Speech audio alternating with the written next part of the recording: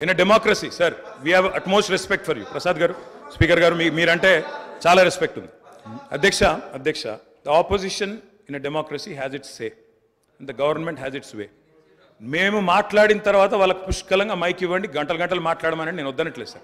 కానీ ఈ రకంగా ఒక వ్యక్తి మాట్లాడుతుంటే, ఒక సభ్యుడు మాట్లాడుతుంటే ముఖ్యమంత్రి గారితో సహా 5 మంత్రులు లేచి ప్రభాకర్ గారు, దామోదర్ గారు, శ్రీధర్ బాబు గారు, బట్టి గారు, ముఖ్యమంత్రి గారు అందరూ మాట్లాడితే గౌరవ కేటీఆర్ గారికి నా సూచన సార్, గవర్నర్ ప్రసంగం విషయంలో దాన్ని మాట్లాడుతున్నా సార్. నేను వారు మాట్లాడిన దాన్ని మాట్లాడుతున్నాను. ఈ డీవియేషన్ రాదు మనకు. నేను అదే అండి, వారు మాట్లాడింది రైట్ సార్. ఎన్ఆర్ఐలు నాన్ రిలయబుల్ ఇండియన్స్ అన్నారు. మరి ప్రపంచవ్యాప్తంగా ఉన్న ఎన్ఆర్ఐలు గమనించాలా. కాంగ్రెస్ పార్టీకి ఎన్ఆర్ఐల మీద ఉన్న గౌరవం, ఎన్ఆర్ఐల పట్ల ఉన్న ప్రేమ, గౌరవ ముఖ్యమంత్రి గారికి ఉన్న ప్రేమ గమనించాలని నేను కోరుతా ఉన్నా. ఇంకొక మాట అధ్యక్ష, ఎన్ఆర్ఐలు అన్నారు అధ్యక్ష.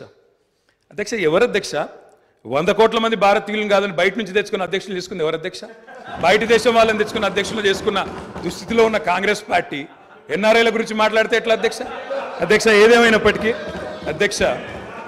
అధ్యక్ష ఒకటి వాస్తవం, గత 10 ఏళ్లలో పాలమూరులో వలసలు బంద్ అయినాయి, వాళ్ళ పోతలు బంద్ అయినాయి.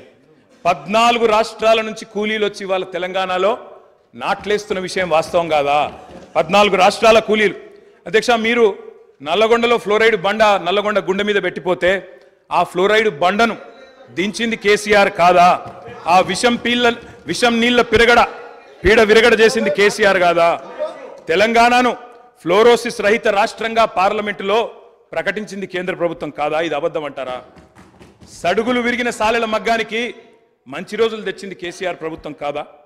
ఇవాళ నేతన్నల ఆత్మహత్యలతో సిరిసిల్లను మీరు ఉరిసిల్లగా చేస్తే దాన్ని మళ్ళీ తిరిగి సిరిశాలగా చేసింది కేసీఆర్ ప్రభుత్వం కాదా?